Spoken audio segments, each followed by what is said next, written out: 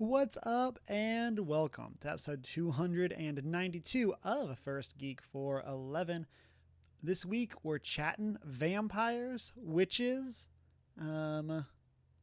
things that go bump in the night, all kinds of stuff. I'm your host, Cameron Franklin, and with me on this adventure from West Coast, Best Coast is Emma. How are you doing? Ooh, I'm doing good. It's been a delightful and peaceful week. Nice. We have a lot to catch up on, and so I'm very excited for us to do that. And then for Yeah. people that haven't read the title, I will be giving my spoiler-free review of Bury Our Bones in the Midnight Soil by V.E. Schwab. And then also, off Emma's idea from last week, we will be doing a V.E. Schwab tier list of all of the books that I have read, which includes the books you have read. So I am almost entirely along for the ride. I yeah, have read two Emma's books. yeah, Emma's going to be here to ask some fun questions, and we're going to hang out, and then gonna be a we're good going to just time. kind of see how it goes. And so, and then in chat, we got away from Locke. I do want to shout out Locke. Congratulations on your anniversary stream this past weekend. Sorry that I could not be there for more of it, but it looked like a great time from what I could be there for.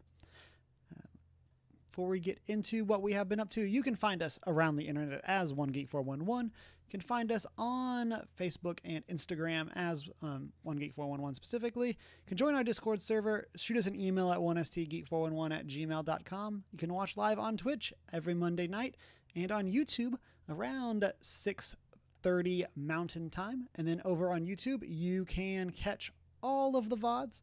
And that is a great way if you want to go and look at some of the book clubs that we're going to be referencing later on. You can find them over there on YouTube. And then you can also check out that Redbubble store. Before we get into our main topics for this week, Emma, what have you been up to?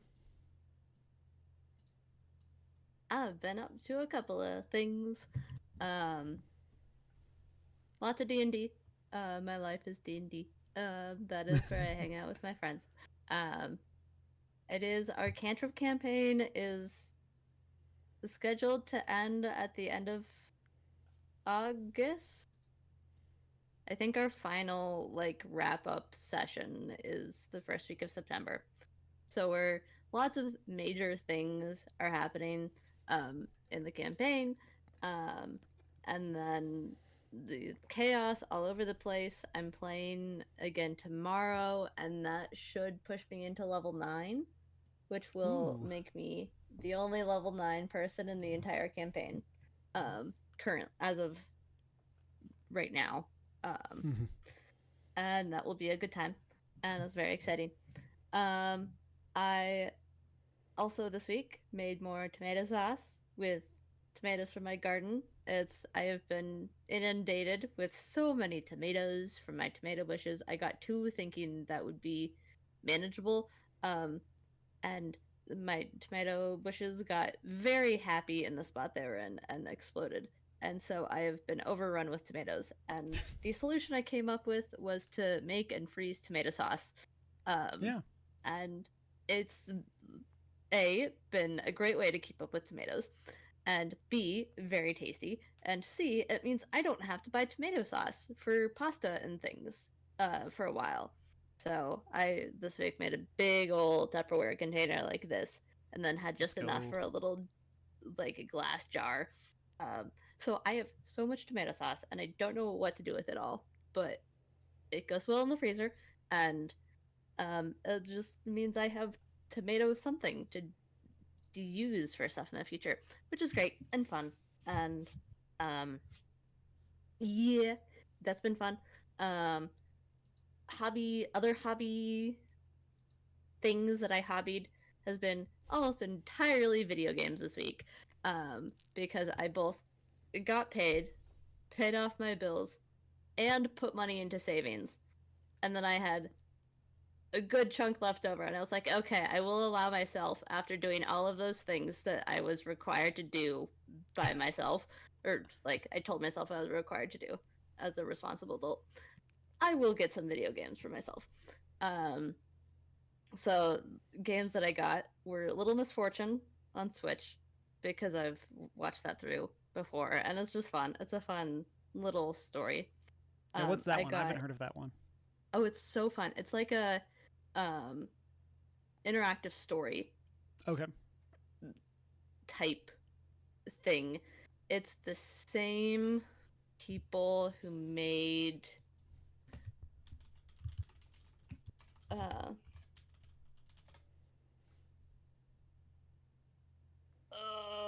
they made another one you might have heard of, Fran Bow. Mm-mm. Okay. Well, it's this fun little, like, it's about a little girl who goes on an adventure and she throws sparkles on everything, and everything is Seems pretty totally cool. okay, and nothing is wrong, and everything is fine. Yeah, no misfortune occurs in this game. It's just a No misnomer in the misfortune title. at all. Um, there's some misfortune. Um, it's a good time. It's very enjoyable. I've like I said, I've watched some Let's Plays of it before, so it's like I know what happens, but it was definitely one that was on my list of like I just want to play this for myself for the fun of it. Mm-hmm. Um, I also got because it came out this week or last week, um, entirely for all the voice actors, and I got Date Everything, which is made by Robbie Damon and a bunch of his friends. Robbie is a big Critical Role person, and it has so many Critical Role people in it, so many Dimension 20 people in it.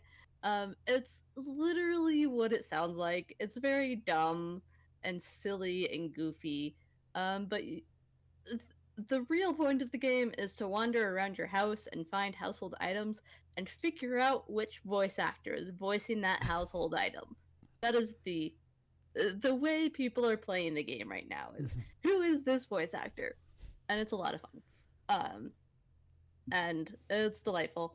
I've found quite a few of the Critical Role people. I found Matt, I found Marisha, I found Travis, I've found Laura, I've found Ashley. Um, I don't think Sam is in it, and I don't think Taliesin is in it, but I think everyone else is in it, and I found them. Um, and it's just a lot of fun. It's just voice actors working on a passion project and being very nerdy people. Mm-hmm. So that's been fun. And then the big one that I got this week that Cameron was excited about was Expedition 33. Let's go. Finally. Um, and I started it yesterday, and it is so good and so fun and so pretty. Um, I'm in the Falling Waters Mm-hmm. area right now, which is like I want to say it's like the first proper area you're Yep. in. That's not like a tutorial area. Um, and I got to the mansion. The curator is so cool. Mm-hmm. Like whatever that whatever they are, Yep. such a cool character design. As someone who exists, and it's all like stunning. I love. I mean, the Falling Waters. I haven't seen any of the other areas yet, but I think that's going to be my favorite area out of everything, because it's just so cool.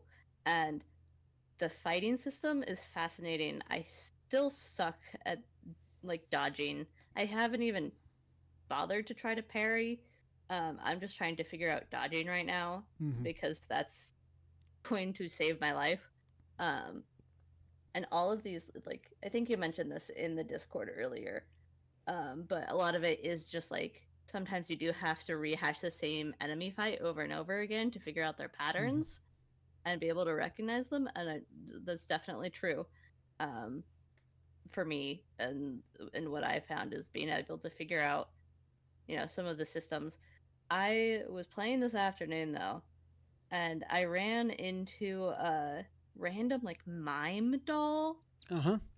that took so many hits to take down. Like he had not only a long life bar, but like it took a lot, even like at 100, 200 damage hit, like only did a little chunk off the thing. So I was sitting there forever going, I don't know if I'm gonna survive this battle with my measly, 3 level, you know, nines or whatever. But I managed it on the first try, and I'm very Nice. proud of myself for that. Um, so it's a lot of fun so far, and definitely surprised me. I didn't think I would enjoy it as much as I am enjoying it. So I'm at my second official boss fight right now, Oh. and that's where I ended because I had to get ready for this. Um, but yeah, it's so cool. Yeah, I'm I so love excited it. to hear about your journey with it. Like Yeah, the game is so good. Obviously, I've like gushed about it all so much, but I'm I very excited to like hear you talk about like your yeah, experience now. I have a theory. Okay. The first person we meet after things go wrong, the Mm-hmm. lady with the black hair who floats Lune. everywhere. I don't think she's real. I think she's inside his head. This is my theory. I think she's inside his head to help him actually like manage this quest of his because she floats. I don't know why that's a thing that I'm like, that's weird that you float around, especially when you're running. But like, I don't trust any of this, so I think you're made up and you're a figment of his imagination. Yeah. Um, I'm not going to comment on any theories because I want you to have all of them, but I want to hear all the I'm theories that you I'm have. gonna give you my theories. And so, yeah. I'm trying to think what I can say without giving too much away. There is a throwaway line before you leave Lumiere that explains why she can fly. And it's just like a random piece of dialogue in like some random NPC. Interesting. And once you get further in the game, it's not like a major spoiler. It doesn't really have to do anything with, but like, um, but I don't want to accidentally say too much, but I'll just say like it is Yeah. technically explained within the game, but like no Yeah. one caught it because the line happens before you meet her, and then they Fascinating. never comment on it again. And so She just can, apparently. yeah, but yeah, I'm very excited. The waters area is one of the most like it's probably like one of the top 3 locations in the game. And I can so believe that. yeah, it's definitely off to a great start. Like they do a good job with that one. It's one of the most like unique as well. It's definitely Mhm. not my favorite area, um, Yeah. but like it is super cool, and it's a great like be like forget kind of what you understand. This game is weird kind of areas, Yeah. and so Yeah. Yeah. I'm excited It's when it's you like finish. Okay. there's just so many cool things about that area. There's like whales flying around above you. There is some weird giant feathery not quite dragon looking thing that I ran into briefly. There's so many things happening and Mhm. so many cool monsters, and I'm just like, I don't know what's going on, but it's cool, and I'm Yeah. here for it. Have you unlocked Pictos and Luminas yet? Yes. Okay. Yeah. So I'm gonna just you may have figured this out. A lot of people have posted online that they did not, so I'm gonna give you the hint of like when you equip a Picto, be aware that they give you like a passive ability, but they also boost your stats. I think I did figure that out. Okay. Yeah. Like I've seen people post on the subreddit, which I do not advise you go to until you beat No. the game. Um, People had posted on the subreddit that they had made it into like Act 3 before they realized that there were stats tied to them as well, not just the abilities. And I so, can believe that. Like, even if I didn't um, like fully consciously process that, yeah, they definitely feel like one of those things. Like, I've played enough video games that they're one of those add-ons to your characters that it's like yeah. my gamer brain was like, it would make more sense that they did boost stats Mm-hmm. than if they didn't, because they're like runes in Assassin's Creed Valhalla. and whatever else. So Yeah. that makes sense. And then I'm trying to think if I can give you any other non-story related. Oh, you eventually will get more people for your party. Be aware that you need to be changing around who you're using to like boost their levels and things. Yeah. And so like I think you get a little bit of XP if they're not the main, like in the main party, but it is not a lot. And so you need to be actively changing up who you're playing as to make sure your various characters all get get experience and stay like around the same level. Yeah, that makes sense. That will help you later to have all of your characters around the same level. Yeah. Is the max party you can have out 4? 3 is the most you can have out at once. Okay. Great. That's good to know. Because I only have 3 characters right now. Yeah.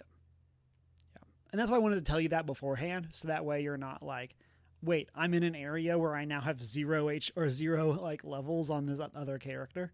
Yeah. And I need them. Yeah.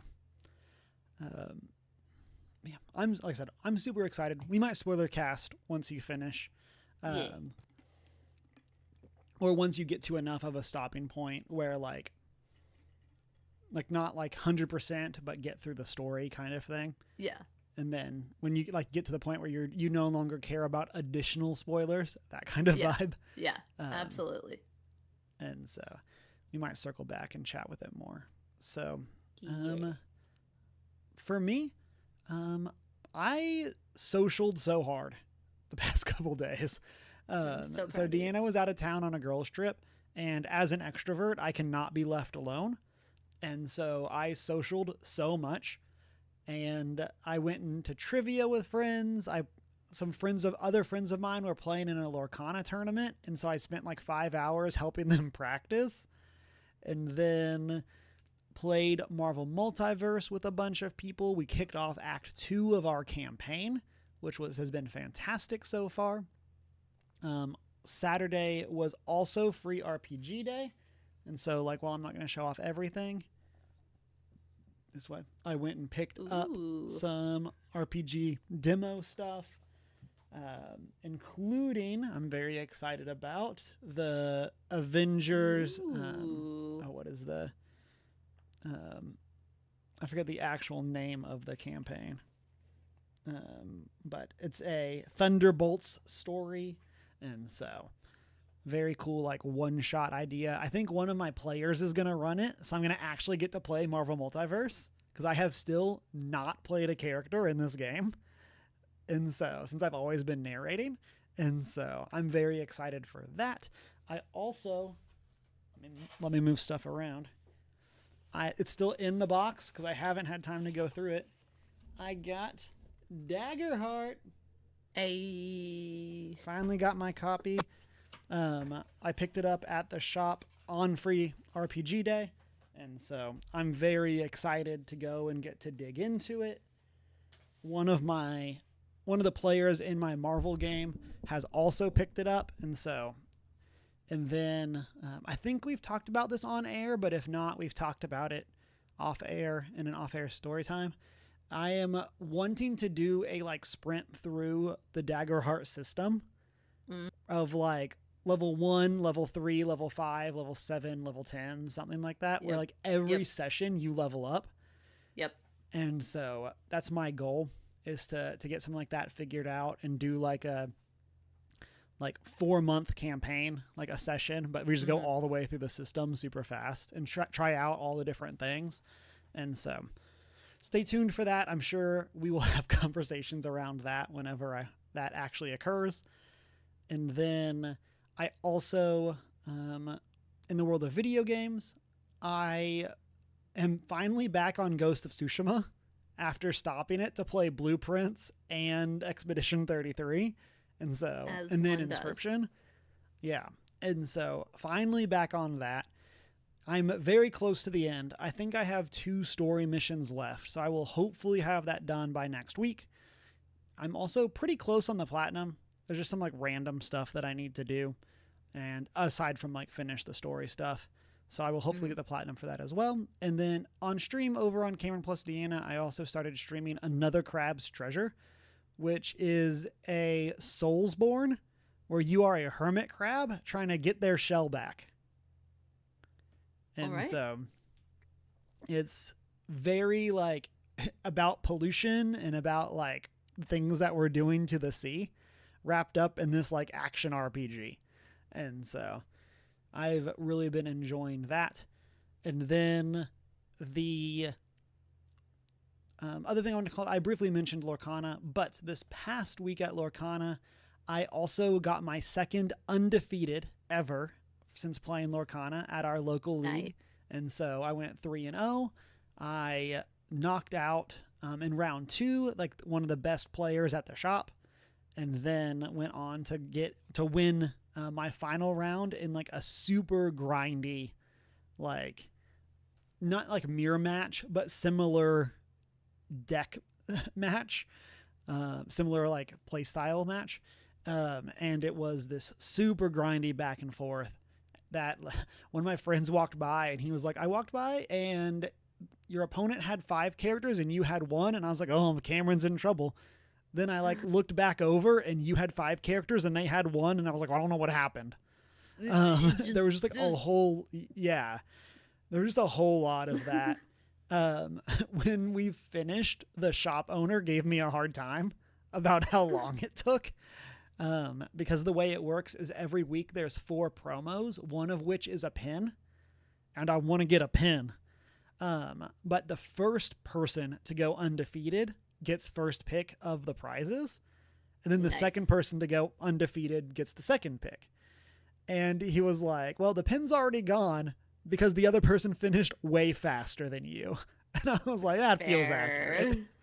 That's my bad. Yeah. Of like, I am usually home by the time I finished that match. And so yeah, that's my bad. Yeah. But we got through. That's what counts. And it was a good time.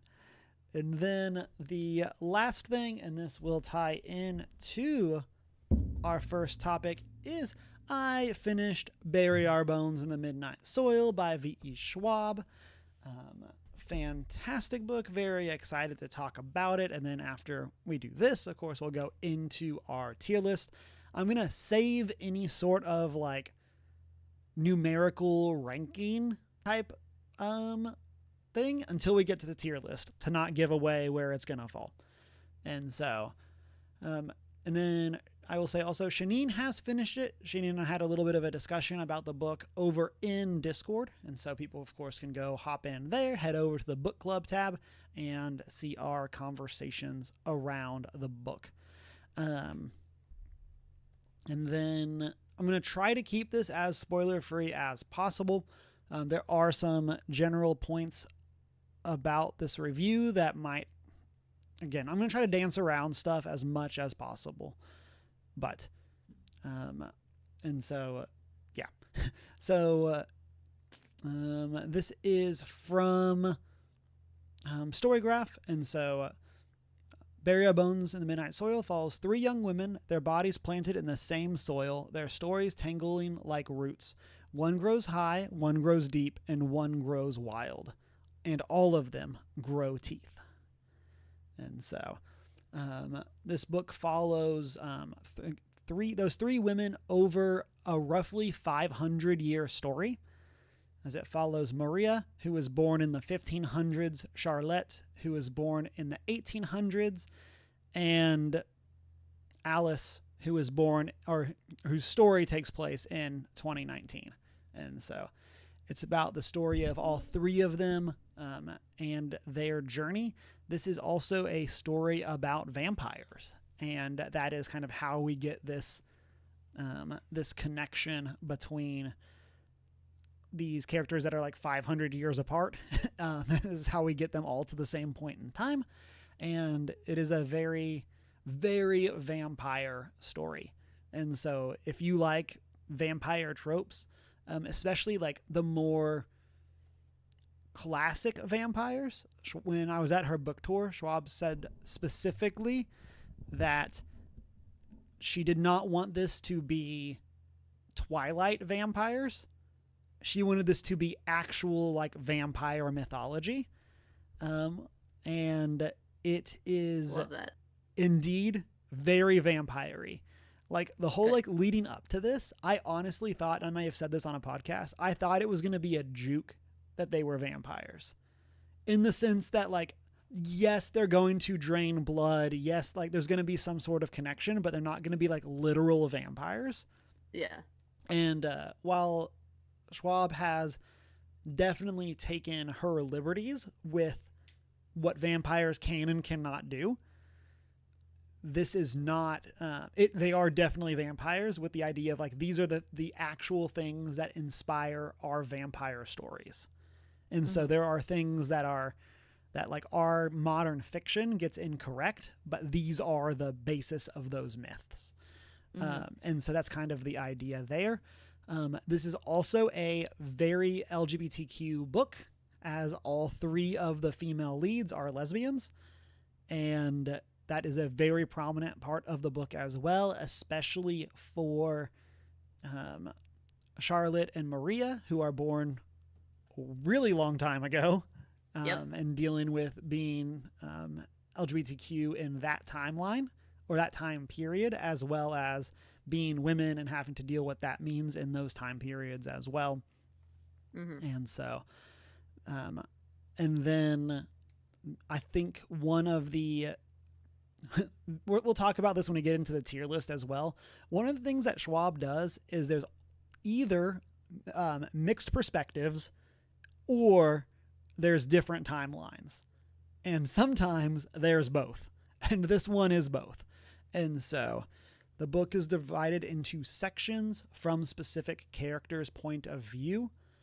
And then within that section, there will be chapters. And so there may be an Alice section that is 7 chapters. Then there might be a single Maria chapter. And then it'll be a 4 section of Alice chapters. And so there's that sort of like flipping around and doing stuff. I also just got really paranoid that it is Alice, right? I'm not just like completely... Yes, it is Alice. I was like, I'm not wrong, right? I've been there myself. I understand that. And so they, the story follows all of them kind of as they deal with both what it means to become a vampire, but then also what it means to like carve out a place in your world, what it means to to be someone that based on the time period hasn't had power and suddenly gains it. And kind of getting to see the way that they process things differently. So, how they use their gifts differently. And so, for example, one of the characters will only drink the blood of women because it tastes sweeter.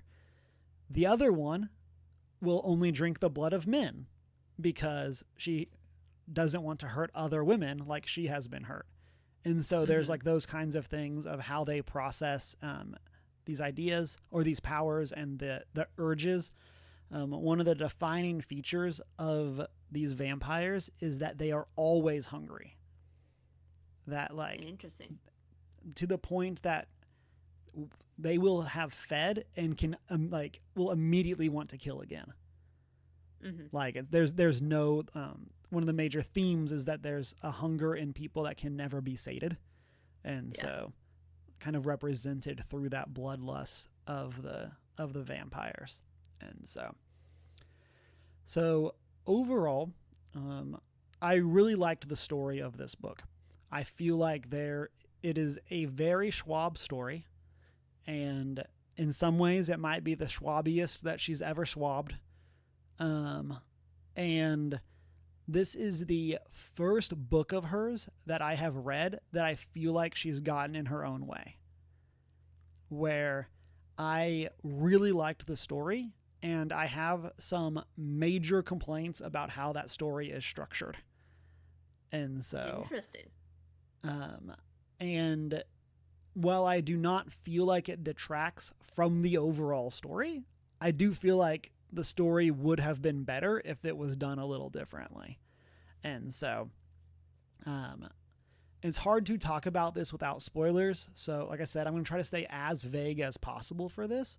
But if you don't want to know anything about the structure of the book or whose chapters are what, skip ahead like 5 minutes, or if you're watching on Twitch or watching live, like mute the tab for a little bit, but leave us running because we need that view. And so, need the view. Yeah. So one of the characters, they basically don't have any chapters for the first like 70% of the book. And then they have a single individual chapter, and then they do not have another chapter for like the first 70% of the book.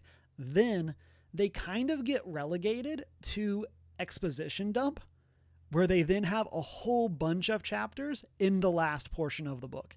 Now, it is an interesting story. And I say exposition, I mean, it's a book. It's kind of all exposition.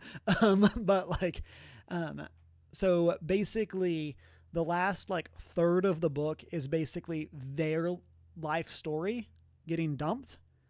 And it's interesting. It's very well told, but it's basically them in the actual timeline recounting their story to other characters. And they just basically have all of these chapters as they explain the story. And then occasionally the other characters will interject. And so, like I said, their story, really interesting. I did like how it was presented and what is going on, but it felt really imbalanced when the first half is like two of the characters jumping back and forth. Yeah. To then basically not Throw have in a third. Yeah. And then it was like, and like that, the character is present and is referenced in some of the earlier chapters, but is just not a major part. And I structurally understand why that happened. Again, I don't want to go into spoilers for why it does, but it makes logical sense for why it happens. But it feels really weird that this happened. And then I would have liked to have seen other stories with that character, even if it's not something that's the beginning of her story, if that makes sense. Again, yeah. I'm trying to be as vague as possible. Yeah. And so I wanted to see that just be a little different and presented slightly differently. I think you could have done that without any, like, potentially even without rewriting chapters. Like, I think you could have placed stuff in different areas and having them be, like, revealed later on, because there are some really cool twists that I think you could have set up using this other character in different ways, and make some of the twists either more shocking because something gets referenced has been referenced through that character's chapters that then gets revealed through another character's chapters, where like that reveal is still really cool, but I would definitely have been interested in seeing like other ways of structuring that. I'm curious what the thought process is for that. And I'm curious, I haven't looked at like other reviews for this book, and so I am curious if other people feel the same way that I feel, or if I'm the outlier there. Like I said, it does not detract from my enjoyment of the book, but it definitely is something that like I probably would give this a higher score if that structure was a little bit different and felt a little bit more balanced. Because I guess like I haven't like directly said that, but because when this character is the main story dump at like towards the end of the book, that then means other characters aren't getting as many chapters. And so it kind of feels like the first 2/3 is two characters' stories, and then the last 2/3 or the last third is mostly this one other character with some slight references from other characters. And so I definitely would have been interested to see that be different. It is really my only like major complaint about the book. And like I said, it doesn't necessarily take away, like the ending still hit me really hard, and I feel like was a really good, way of wrapping up the story. And one of the big parts of this is the idea that everyone is a villain. Like, we'll talk about vicious and stuff like that. And so, like, while not everyone is a villain in that sense, but all of the vampires are bad. Like, there's no, like, redeemable vampires. There's less bad, but there are no redeemable ones. And so it's definitely something that is interesting to see as you try to root for these characters. And then, like, figure out, wait, who is the real villain? Who's the biggest villain? What all's going on here? Like, what is the story that they're fighting over these 500 years? And, like, so there's a lot of really cool stuff like that. As you like root for people that are like, that I wouldn't even consider anti-heroes. Like, they're pretty much just bad. Like, and so that's really interesting. And then I did reference earlier, this is Schwab's take on vampires. So there are some interesting differences for like what their powers are compared to others. I don't want to go into too many of those because I don't want to give spoilers for as things happen in the book, but I will give one example, which is the idea that vampire bites heal automatically. And so... Interesting. Yeah. Like, and so you get bit and then they, like, heal right away? Mm-hmm. Interesting. Yeah. So if you got bit by a vampire and they didn't kill you, which is a feat in itself, yeah, your wounds would close back up. And so that's kind of how one of the ways that she explains how no one has figured out that vampires are actually real. Yeah. It just looks like people are being killed, and like, yes, there's blood, and yes, there might be a visible struggle, but there's not like bite There's no bite marks. Yeah. And so obviously, like, plays into a bit more of the mystique of them, of like, how did this person die when there's seemingly no damage, like, or no physical marking. And so I thought that was a really cool way of, again, taking that vampire mythos and explaining away one of the biggest problems with it, which is like, if they're on a killing spree, how does no one figure out that they're being bit? And so I thought that was pretty cool.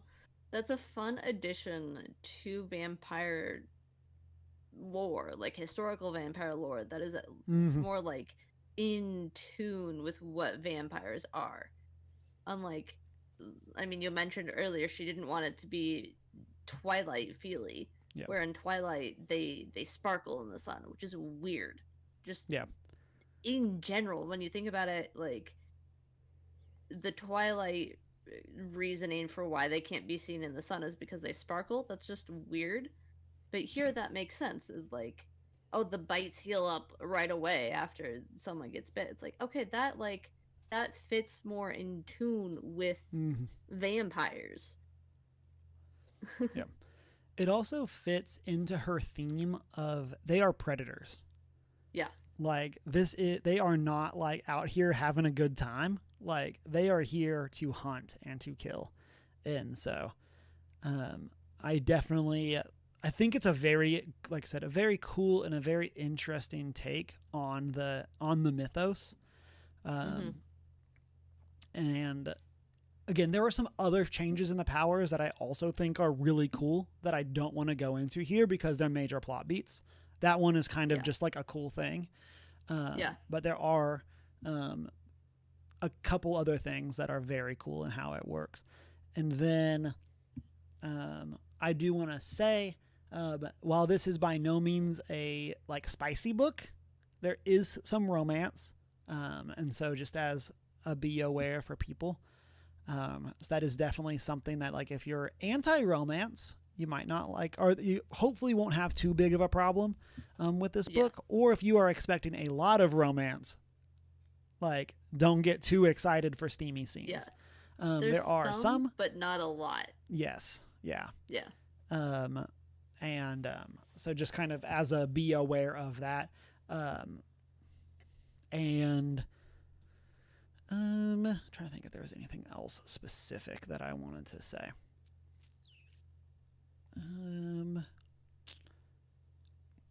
I will, in case you haven't figured this, I would also say this is not a happy book. Like, like in case you haven't figured that out, like it is not happy. Like this is a like dark, tense, but like low fantasy. And so just kind of be aware of that if you go into this book. So that way you're not just like shocked. Don't expect like super great stuff to happen. It's by no means like Game of Thrones sad, where just like everyone's getting murdered all the time. But like there's definitely a lot of there's a lot of people in this book that things do not work out great for. And I don't just mean the people the vampires hunt. So just kind of be aware of that. And then,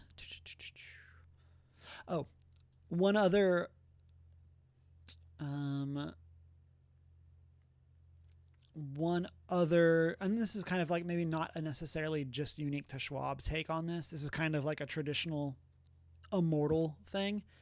Is one of the major themes for the vampires in this book is like why they are functionally immortal. They do not necessarily, they tend to die because they become less and less human.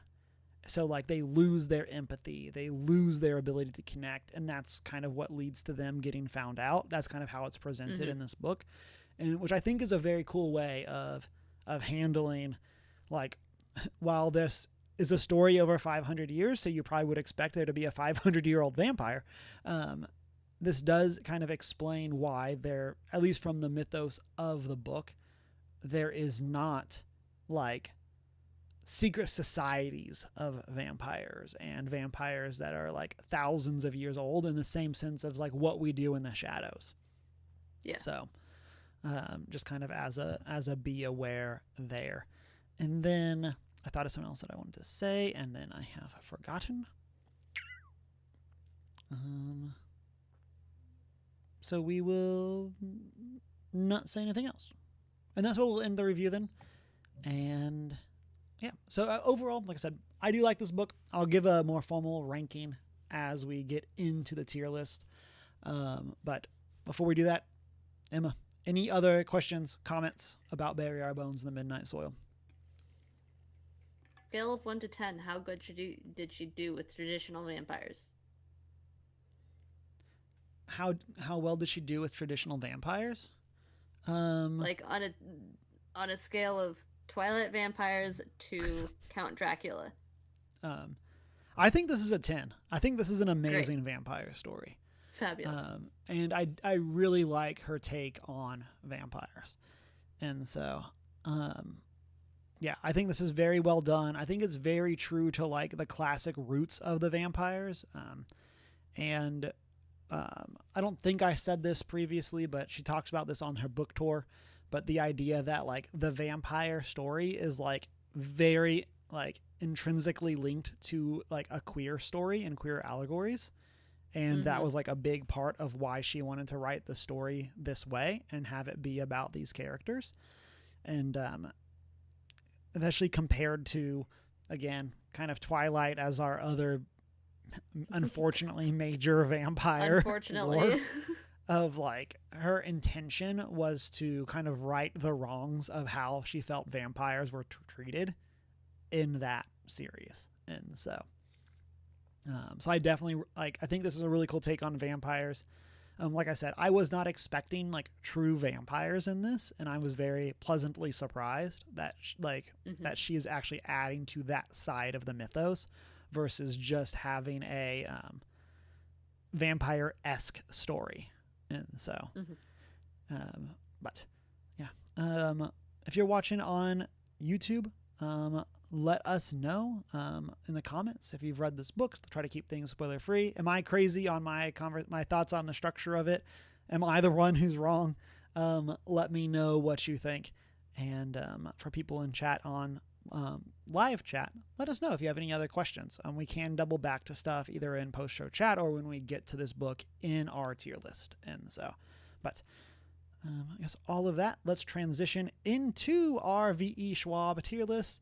And so I mentioned this to Emma before we got started, but as a be aware for everybody, I will not be able to see chat. And because I need to control the tier list. And so just as a be aware, for everybody, I'm going to do my best. I do have like actual Twitch open as well, so I'm going to be doing my best to like peek in at that. But just as a be aware, I don't have like visibility into OBS, and so, but if there are like specific questions, I will have happy my to jump in. On yes. On so the chat. And then okay. And then for the structure of this tier list, the way that I have organized the books is that it is release order by series. And so as an example, I guess it's like technically right behind me, but we have like the Vicious series with Vicious and Vengeful next to each other. So that way we can talk about the series as a whole rather than talking about Vicious, then coming back to Vengeful when it actually released. And so part of this is because I was going off the wiki and it has them all grouped by when they like, or by series rather than by release year. And so that made it more difficult, but yeah, here we are doing what we can do. And then I also want to caveat, V.E. Schwab is my favorite author. So expect an extremely biased tier list here of what is going on. I would not have guessed. Yeah. You, a fan of V.E. Schwab? Yeah. And then as you can see on the screen, there are 5 books that are on here that I have not read. 4 of them are her like kids, young adult stuff. And then one of them is the final Darker Shades of Magic comic that my library does not have that volume. And I just haven't gotten around. I believe it has the individual issues, just not the collection of all 4 of them. And so I had missed that there was a third one because I was going off the volumes and I'm like, oh, there's only 2. Perfect. So those are the only ones I have not read. And then, Emma has read Vicious and Invisible Life of Addie LaRue. And so we'll be talking about, she'll be jumping in to chat about those. And then through these other ones, of course, asking fun questions, any sort of thing like that.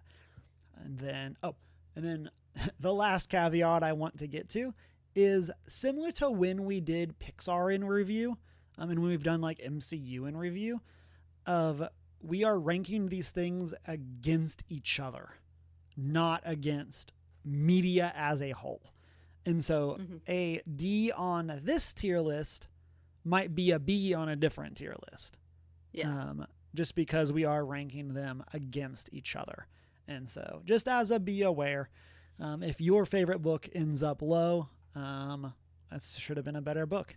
And of course, also my opinions and all of that kind of stuff. And so, let me know in the comments why you think your book should have been placed into a higher tier, or your least favorite book, why it should have been a lower tier, all of that kind of stuff. And so, so I believe it is located directly behind my face, but we are going to be kicking things off with The Near Witch, first published in 2011, Schwab's very first book to be published. And this is from Storygraph. And all the summaries I'm going to be reading are from Storygraph. I'm going to try not to talk for 30 minutes about every book, but I'm going to read a little bit of the blurb. The Near Witch is only an old story told to frighten children. If the wind calls at night, you must not listen. The wind is lonely and always looking for company, and there are no strangers in the town of Near.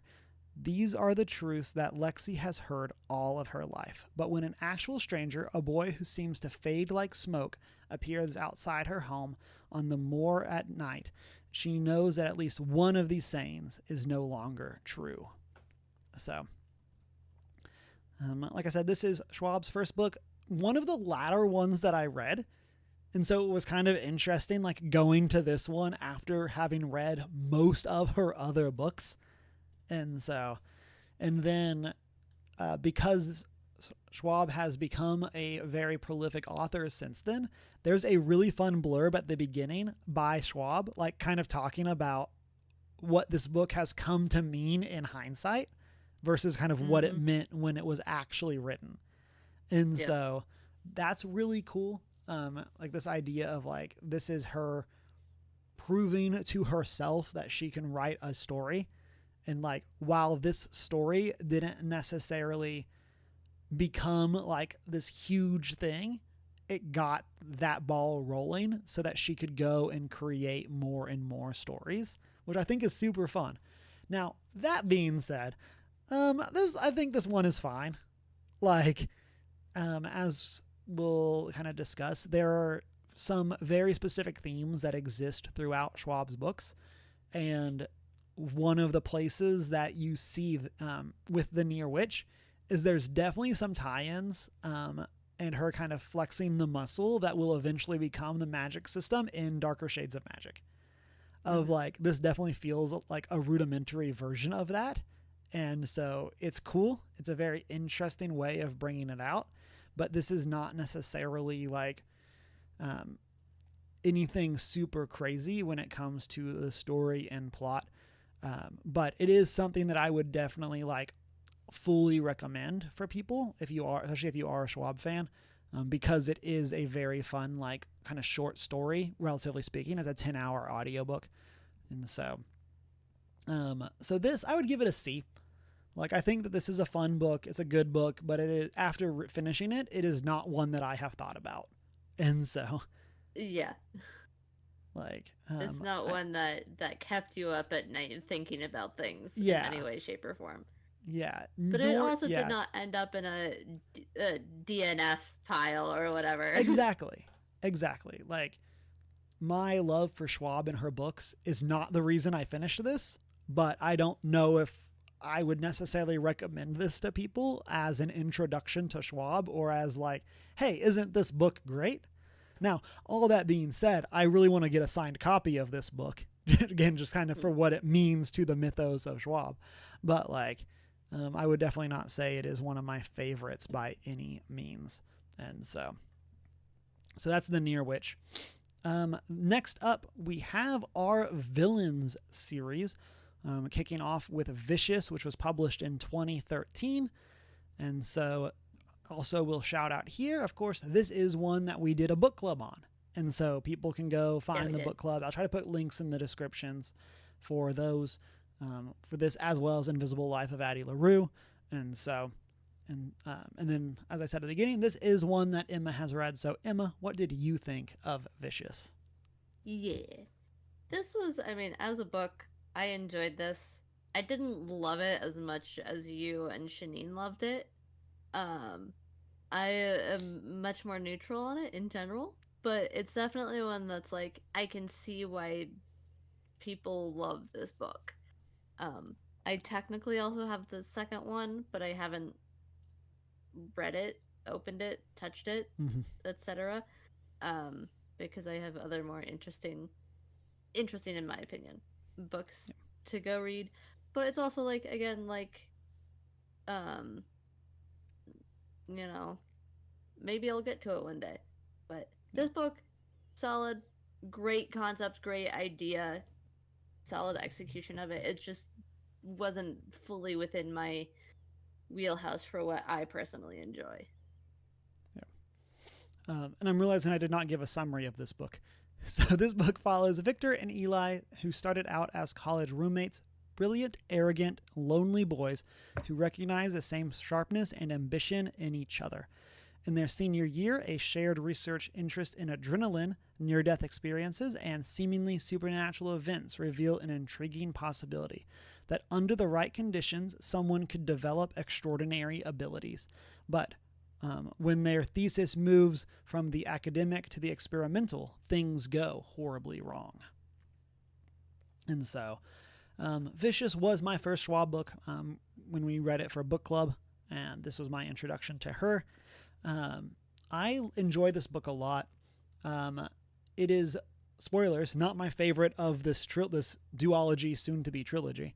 I do think Vengeful is much better than Vicious, but I do like this book a lot. I believe during our book club, my main criticism is how convenient some of this stuff feels, where it feels like they need someone to counter a specific opponent's powers, and conveniently, that's the first other EO that they find.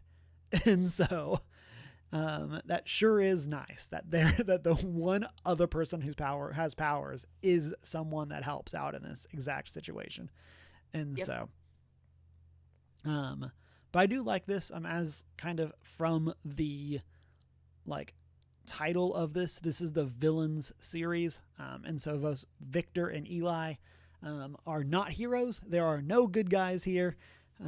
This is a revenge story through and through. In some ways it kind of reminds me of The Last of Us, where this is like two people that have wronged each other continuing to wrong each other. Yeah. And that's kind of like the gist of this story. And so, yeah, it's fun. I enjoy this one. It's definitely a good recommend, and it's probably, especially considering it was my starting point, I think is one of the books I would go to as a recommendation for Schwab for people jumping in, especially if you're less interested in fantasy.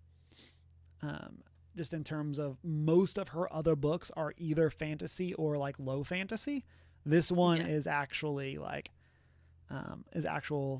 like modern set, and while it is like superpowers, it is not magic. It is, it's superheroes. It's a superhero fantasy versus like a traditional magic fantasy.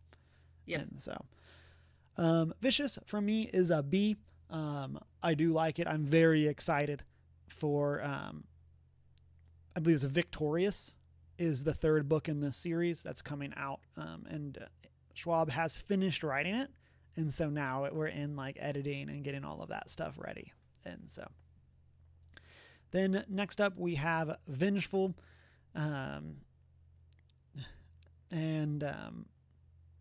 this is the sequel to the story. It picks up relatively quickly after, if I remember right, and it is the continued conflict between Victor and Eli, as well as Victor's team, and what that looks like.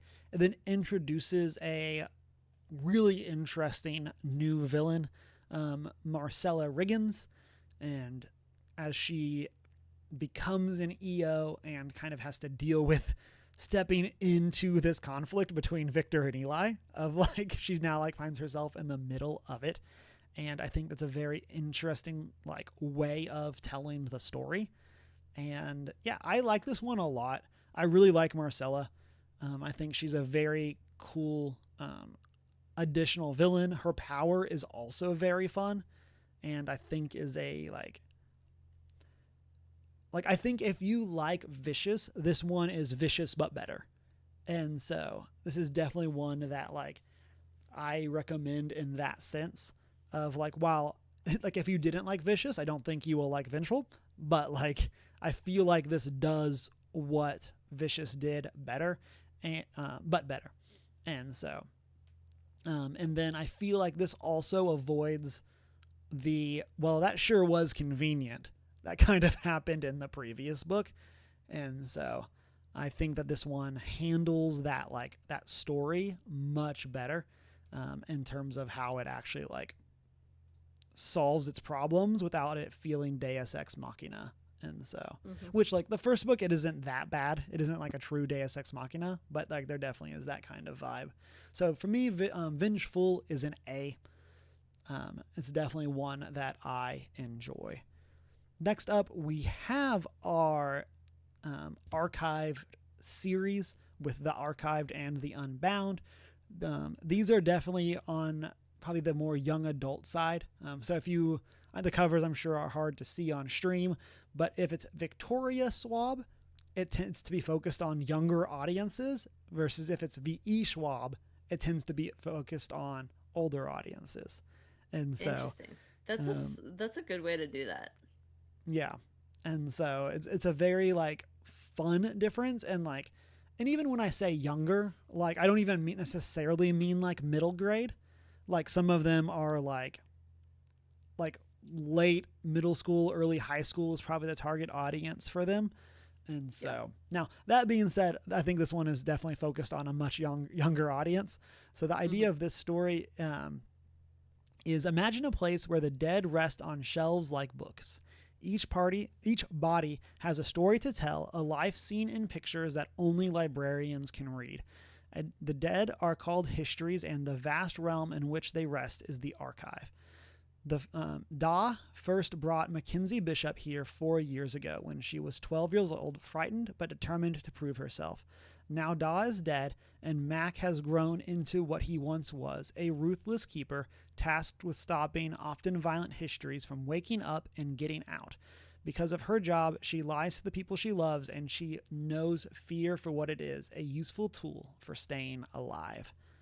And so, as like from that, the premise here is when you die, your body goes to this kind of metaphysical place called the archive, and then things can happen that wake up dead bodies and like basically wake up like your husk. And so like a little bit of your personality is still there, but you're not like full, like you're not like coming back to life. And it's the job of people like our protagonist Mac to go through and keep the histories that wake up from escaping back into real life. And so, or into like the real world. And so, what happens if they do? Short answer is bad things. Great. And so, because the histories are not like immediately violent, it kind of presents them as being, they are confused because they do not understand what's going on. And typically like their final thing or their struggle is like with whatever killed them. So like, are they scared because they were scared in real life when they died? Like, are they scared because they felt like they were being hunted? Or are they looking for someone because they were looking for someone and they tripped and fell and that's how they died? Like there's a bit of like that vibe in terms of how they do things. And this also kind of gets into an interesting, like, if you're in a secret society, who can you trust kind of thing? And it's an interesting take. And then in the best way, this feels like a Spider-Man story where like the conflict here is with Mac having to keep her basically a secret identity of like, this isn't a superpower, but it kind of has that type of story because this is a modern story. And so I think that is super interesting as well. So the archive for me gets a B. It's definitely behind Vicious, but I did enjoy it. And then our sequel is The Unbound. And so this picks up pretty quickly after. I believe it might be the next year, but I could be wrong.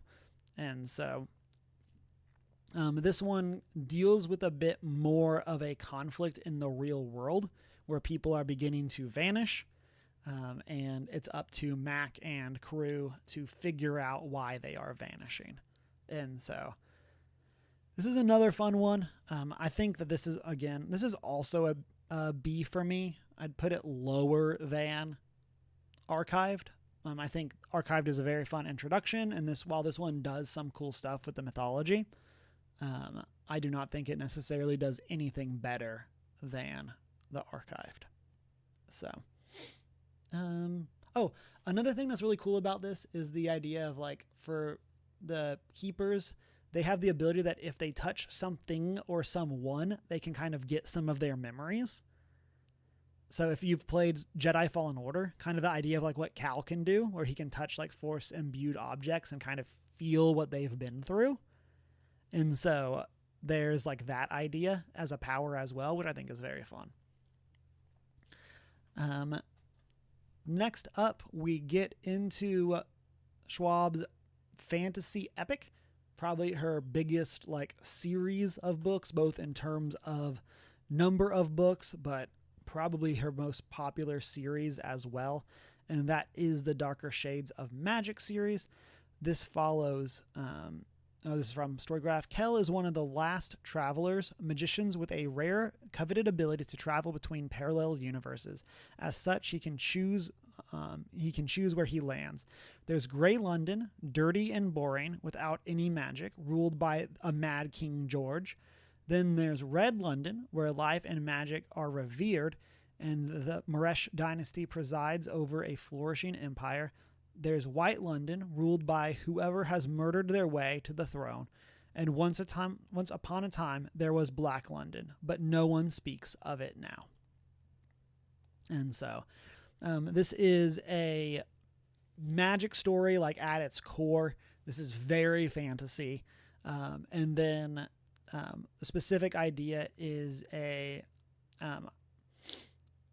think it's called like a page story, like page magic, and the idea of, or a page, not magic, like a, like separate universes that they're stacked on each other like a page, like pages in a book. Yeah. So the idea is like it's Black London, White London, Red London, Grey London. Yeah.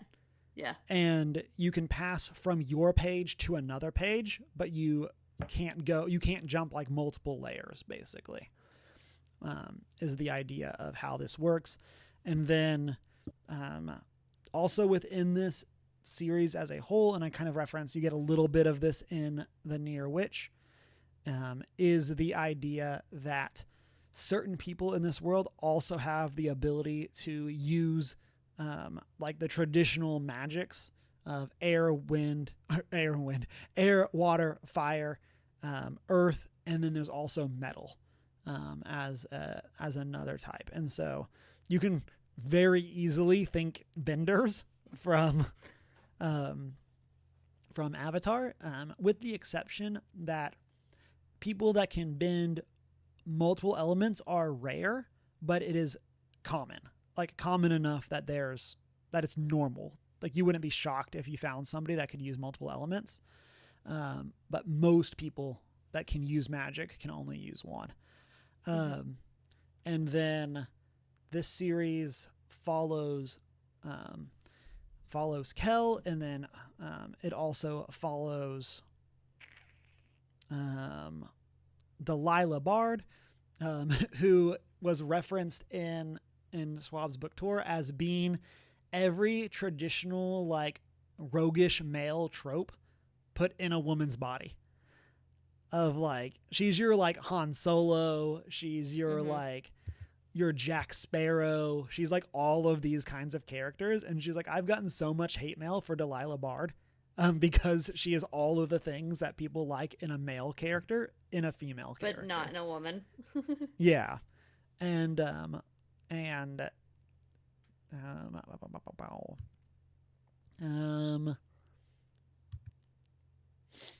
let's see.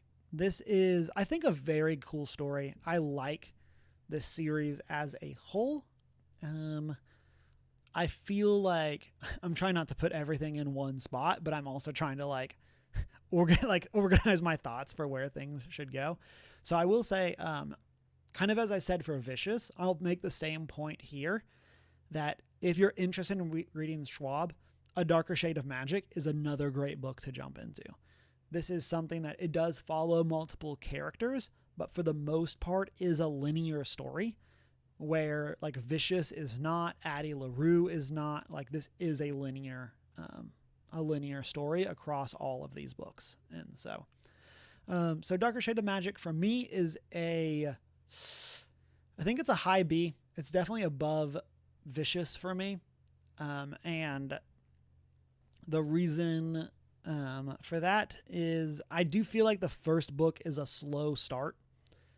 it's kind of like the traditional struggle of like you care about these characters so much and the book has to be slow so that you can grow to care about these characters before it gets into the crazy stuff that happens. But it definitely takes a while to get going as a result of that. So I do think it is worth it, and I do think that it is a very fun group of characters, but I do feel like it struggles. It does struggle a little bit because of that. Then the next book in this series is A Gathering of Shadows. And so, Emma, have you ever watched a tournament anime? No. Or like a movie where there's like a Knight's Tale where we're competing and all of that kind of stuff through this tournament? Like, yes. So this book is unapologetically inspired by tournament anime, and it's amazing. You can also think like Harry Potter and the Goblet of Fire, where there's this like tournament going on throughout the book, and the book is kind of structured around the bigger problems that are going on, but also this tournament arc. And Emma, it is so good. It also, of course, gets to benefit from the character building of the previous book. And so you get to kind of jump in a little bit more and get right to the characters. And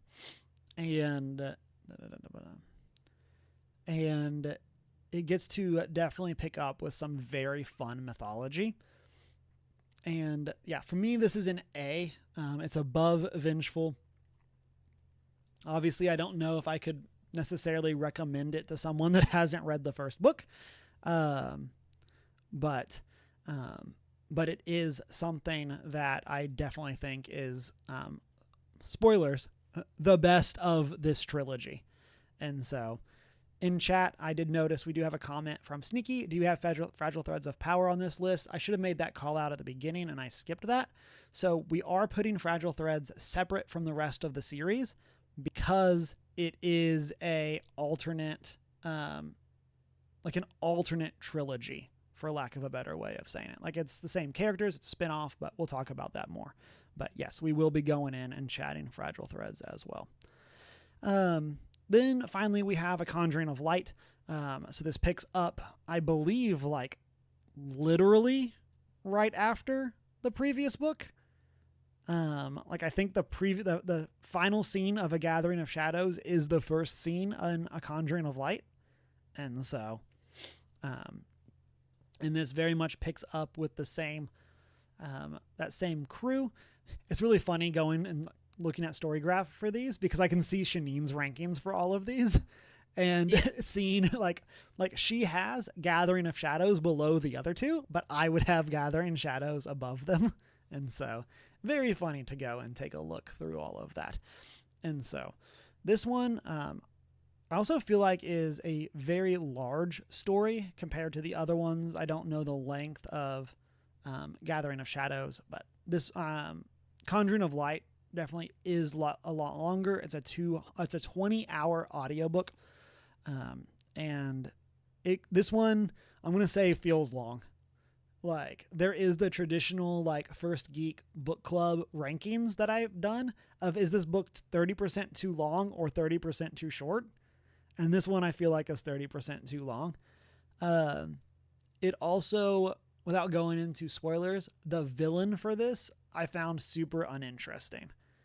It's kind of the idea of like, yep, we're fighting someone that is super powerful. Sure hope we can figure out a solution. And I did not overly find that great. I do think that the setup that it gives us for Fragile Threads of Power is very interesting, but as a story, I feel like this is the weakest of this initial trilogy. And while I'm trying to decide if this is a low B for me or a high C, I think that this is above Archived so middle B on the ranking. And so I do really think that the thing that holds this back is is not having a great villain and kind of just not feeling compelled. Again, even though I do think that the payoff is worth it in the end for what it means for the series, but I wish it was better. And so then next up, we have our next duology of This Savage Song and Our Dark Duet. This follows the Monsters of Verity duology. And so the description is, there is no such thing as safe in a city at war, a city overrun by monsters. In this dark urban fantasy from acclaimed author Victoria Schwab, a young woman and a young man must choose whether to become heroes or villains and friends or enemies, with the future of their home at stake. The first of 2 books, The Savage Song, is a must-have for fans of Holly Black, Maggie Striftwater, and Lonnie Taylor. And then Kate Harker and August Flynn are the heirs to a divided city, a city where the violence has begun to breed actual monsters. All Kate wants to be is as ruthless as her father, who lets the monsters roam free and makes the humans pay for his protection. All August wants is to be human, as good-hearted as his own father, to play a bigger role in protecting the souls with protecting the innocent, but he's one of the monsters. One who can steal a soul with a simple strain of music. This one's cool. This is a very cool idea. The idea that acts of violence create monsters. Like, not just in you, but like basically cause an actual monster to spawn. And so like the worse the crime, the worse the monster that appears, or the more powerful the monster that appears. And that's a cool take on, well, if it isn't the consequences of our own actions, but wow. And then there is the idea here that like there are like 3 main levels of monsters, and that kind of corresponds with their sentience as well, where you have kind of like clicker-esque monsters that like can talk, like but are mostly just like, we're here to attack. Then you have like super ruthless monsters, and then you have monsters that are like August, one of our leads, and they are characters that have connection to basically being able to like reap people's souls, for lack of a better way of describing it. And so, but they have like a very strong sense of justice, but are like, they're not as monstrous as the other 2 physically. And so, and then there's a little bit in this book of a like Romeo and Juliet type thing, of like people that grew up in the opposite worlds having to connect with each other, and find like common ground. And then, oh no, things go kind of bad. Who would have guessed? And so, but these are fun. I do like these books. They are, I think this Savage Song is actually above Conjuring for Light for me. And then Our Dark Duet, which picks up quickly after, is going to land below. No, it's going to land above Archived for me. These are fun stories. Our Dark Duet gets into some of the other cities that are in this world, which is very fun. Like what do the monsters in those cities look like versus the monsters in our main city? And so that's cool. I'm a sucker for the idea of stories where like the problem exists everywhere, but is unique to where you are also. And so like what triggers the monsters, how, like, what do the monsters do, stuff like that. This is kind of the, it's an intrinsic part of like the metaphysics of the world, but is not 100% the same everywhere. And so this is another fun one. This is, if you're not going to do like the Vicious or Darker Shades of Magic series, this is another one that's good to jump into, I think. This is a Victoria Schwab, so it is targeted at a younger audience, but I do think that this is a good one as well. Next up, we have City of Ghosts, which is the Cassidy Blake series. So this follows a Cassidy Blake whose parents are inspectors, a somewhat inept ghost hunting team. But Cass herself can really see ghosts. In fact, her best friend Jacob just happens to be one. When the inspectors head to ultra-haunted Edinburgh, Scotland, for their new TV show, Cass and Jacob come along. In Scotland, Cass is surrounded by ghosts, not all of them friendly. The idea here, super fun premise of like her family is like ghost hunters, but then she can like literally see ghosts. And it's a fun like take on that trope of like, and then like every book she goes to a different place. So she's in Edinburgh for one, Paris for another, and then the final one is in New Orleans. And so it kind of has a interesting look at the different mythologies. And I would say overall, I think these books are good, not great. And so, like, I can see that for that premise. Yeah. Whereas I think that like This Savage Song and the archived duologies I enjoyed them, even though I'm definitely not the target audience. Like this one is good, but like is one I would definitely recommend to like my nieces, but like I don't think I would recommend to you unless like you just like were in love with the idea. And so that's one it sounds like to me that I would enjoy if I were a kid, you know, like if I were in middle school or something. Like if those had been out when I were in middle school, they probably would have been books that I would have read and been really into. Yeah. Yes, definitely. And I will say though, these are quick. If you're someone like me that's trying to completionist V.E. Schwab, these ones are fast ones to get through. But yeah, these are harder to recommend to adults. Whereas, like I said, I feel like the other, like to use like an example of like Avatar, The Last Airbender is a kid's show, but is good no matter like your age when what you're age watching you are. it. Yeah. And like I feel like this is a good show, but is not as great if you are not the target audience for it. Yeah. I did listen to all of these in a very quick succession, so I do not 100% remember which ones are which in terms of what happens in each one.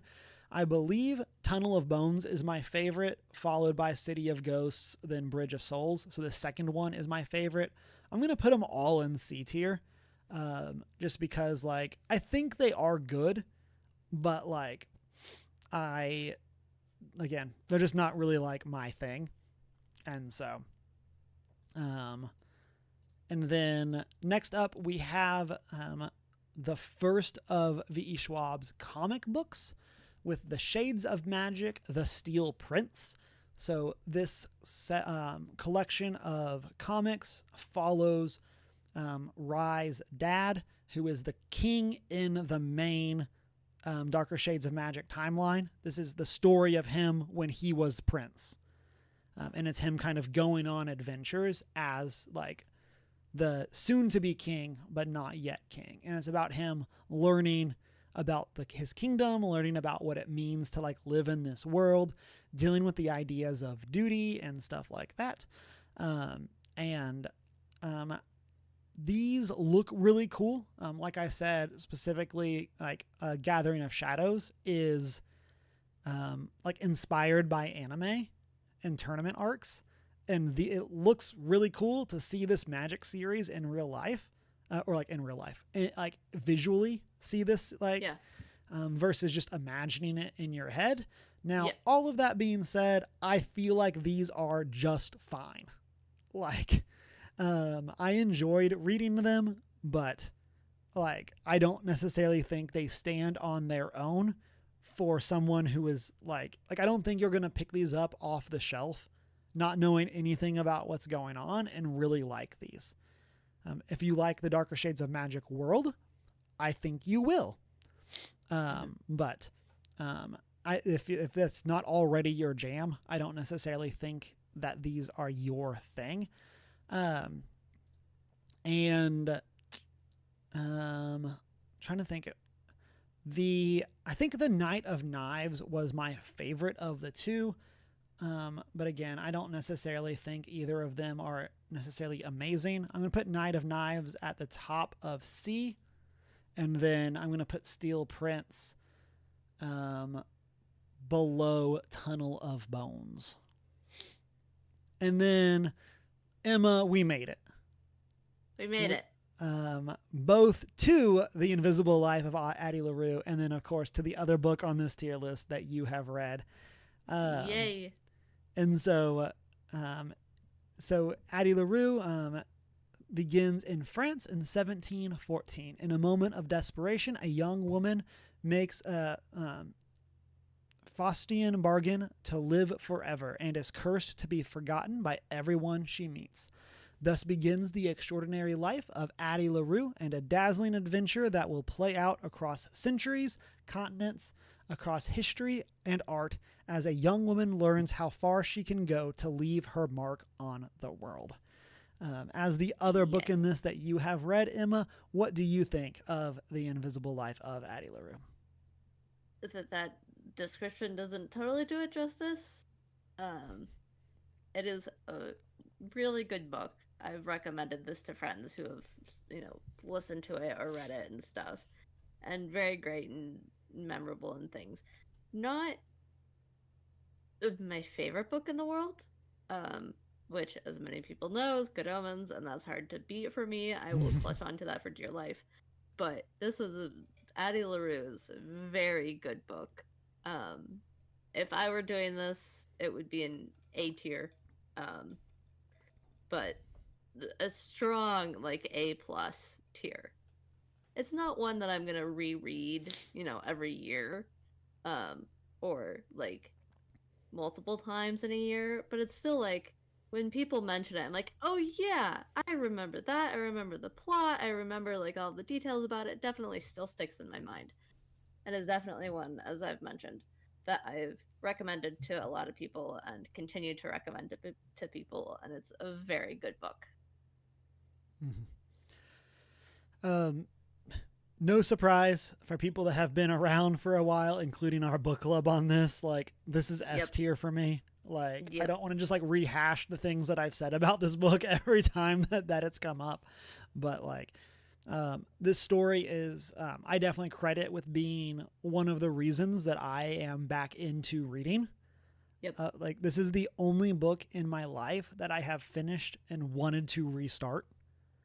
To the point that after doing the audiobook twice, I went and bought the book so that this year I can actually read the physical book for the first time after doing the audiobook twice. And this has become the book that in a lot of ways has defined me to other people, where friends and family have recommended books to me with, I know you like Addie LaRue. I think you will like this. And so this is a very important book to me in that sense. And I really like this story. I really like this idea of this woman who makes a deal with the devil and then has to live with the consequences. But it's not this woe is me story. While it definitely has pain and struggle, it is not just the how sad am I kind of thing. And so I like this, and I like the journey. I like and we reference this with Bury Our Bones, but this is a modern story, but then has a lot of stuff that takes place over the years, the 300 years leading up to this. And I do think it is super interesting how she handles that. If you struggle with different timelines and when things occur, you will probably not like this book. Just because it does jump around so much. I am interested at some point of doing a in chronological read of this book and jumping around chapter to chapter to actually read the story chronologically start to finish. I do think that would be fun, but that's something that I would recommend because I like this book so much. And so I do think that that's it's a very interesting book. It also deals with a lot of the themes that I find very interesting, which is like we joke about this with the Oscars of like, if you want to win an Oscar, create something that about how good the Oscars are. Yep. And this kind of has that same vibe of like, this is a book about the importance of art and telling stories. And Addie's struggle deals with her inability to do those things because of the curse. And so I do think that this is really cool in that, and I really love that story. And so go check out our book club. We, of course, say way more about it there. And so I'm going to cut myself off so that I do not speak for another like 45 minutes on just this on book. How good this book is. Yes. And it's so, like me with my Dr. Who PowerPoint, or yes, or exactly. Good Omens, or yes, any number of other things. Next up, we have another comic book. This is Extraordinary, with the E and O being capitalized because this is a comic series for the Villains series. And it follows another character. So this takes place in the years between Vicious and Vengeful. Extraordinary follows a tale of a teenage girl named Charlotte Tills, who following a fatal bus crash seemingly dies only to wake up and discover she became an EO, a person with extraordinary abilities. In Charlotte's case, it's the ability to see people's deaths, but when she looks into her own future, she sees her own murder at the hands of the self-proclaimed hero and notorious EO hunter, Eli Ever. And so, I said it's this story that takes place in the middle, has some cool connections into the bigger story, which is something that I really enjoyed. Whereas Steel Prince is a prequel, this one like has literal connections to the other characters, and is very cool. I feel kind of torn on this because I do feel like the Shades of Magic comics are visually much more interesting than this, but I like this story much more. And I think part of that is like Schwab's superheroes' powers are not flashy. Like, it's not something that like looks super cool. Like, this isn't intended to be a Marvel or DC comic with superheroes. This is intended to be like about these characters and they happen to have powers. And so I'm going to put this in B tier, below Our Dark Duet.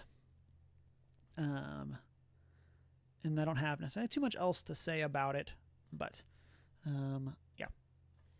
Next up, again, it's funny seeing Shanine's rankings for these as I go through this. Next up, we have Gallant, which is another standalone story. Olivia Pryor has grown up in Maryland's School for Girls, and all she has of her past is her mother's journal, which seems to be unraveling into madness. Then a letter invites Olivia to come home to Gallant. Yet when Olivia arrives, no one is expecting her. But Olivia is not about to leave the first place that feels like home. It doesn't matter if her cousin Matthew is hostile or if she sees half-formed ghouls haunting the halls.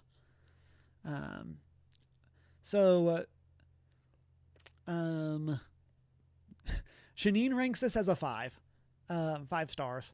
And this is a D tier for me. Like, this is my least, like, I feel like maybe I need to go back and redo it, but like it's an interesting like premise, but like this is a book that like I didn't feel anything, and I didn't specifically like Olivia as a character in the same way that I like Cass in the City of Ghost stories. And like this is one that I actually think I stopped reading, like stopped the audiobook, returned it, and then like checked it back out later so that I could actually get through it, because I wanted to get my like 100%. And so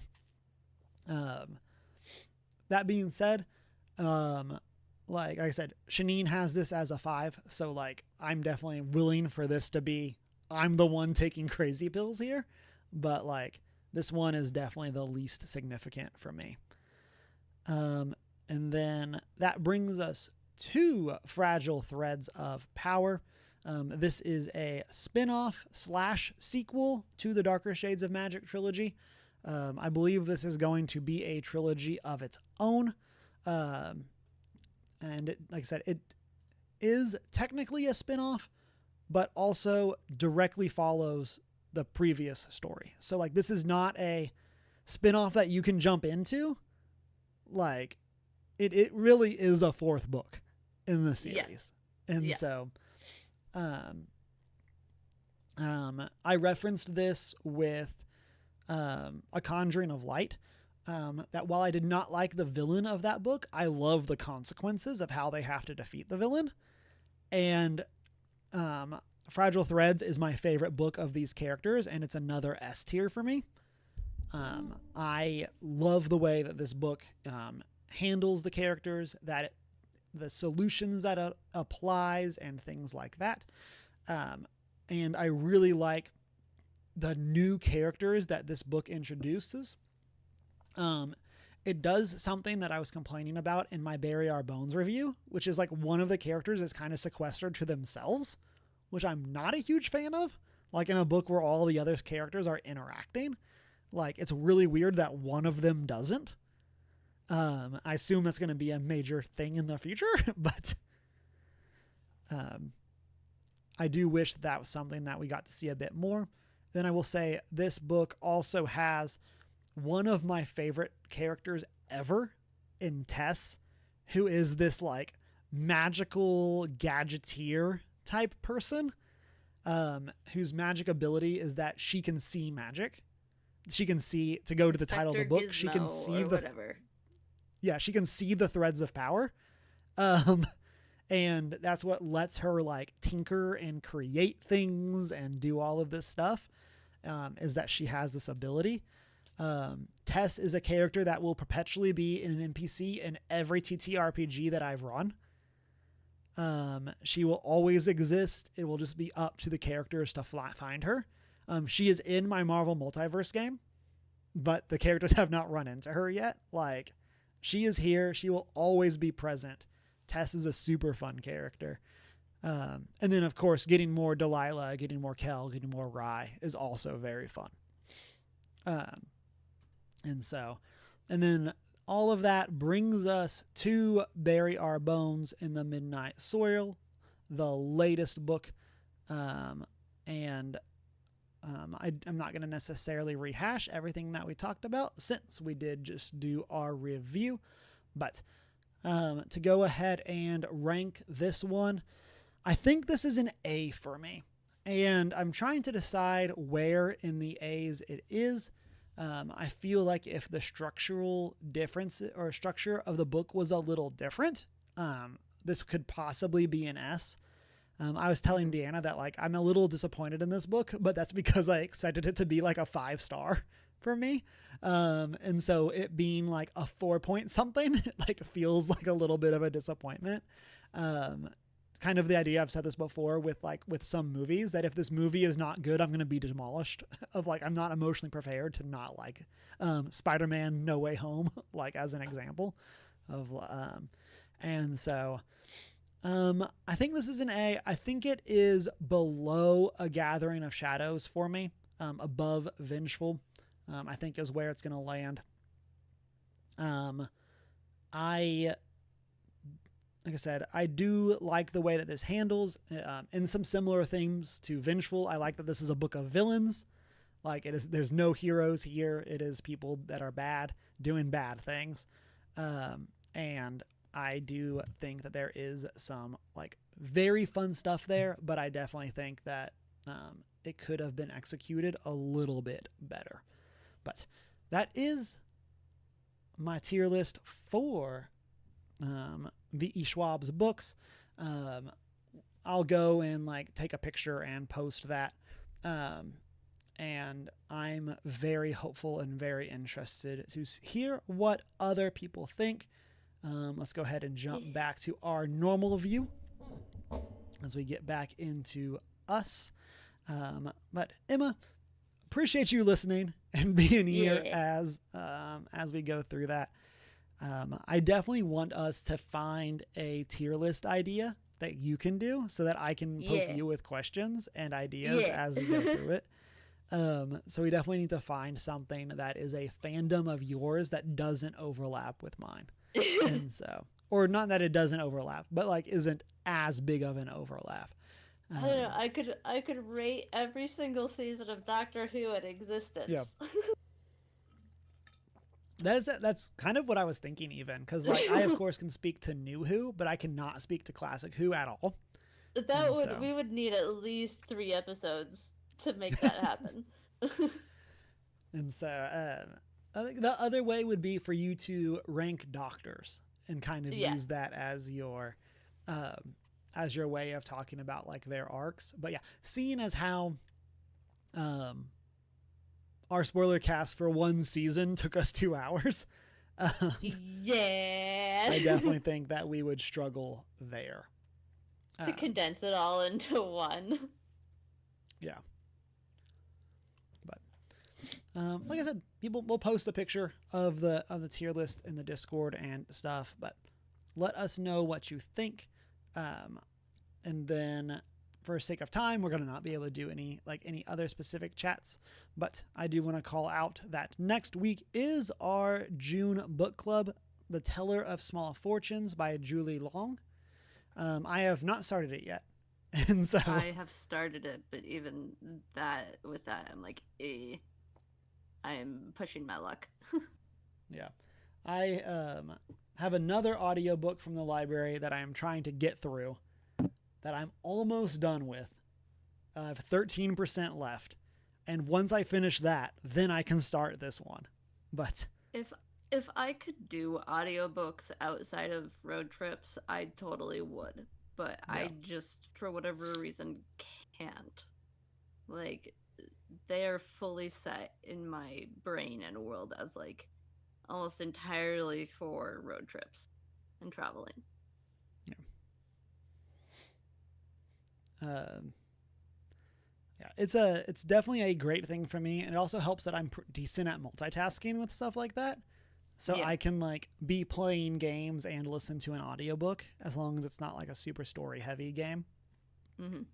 And so, but yeah, so we'll be back next week, same time, chatting about that.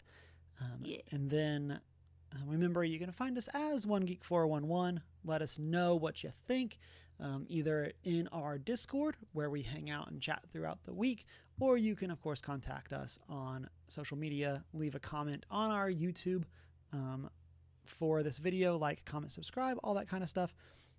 You can shoot us an email at 1stgeek411@gmail.com, and then you can find us at our personal social media, minus Humar Whittill. And as I am not prepared with an I am the prepared. And it's been a great week. Eat some popcorn. Read a book.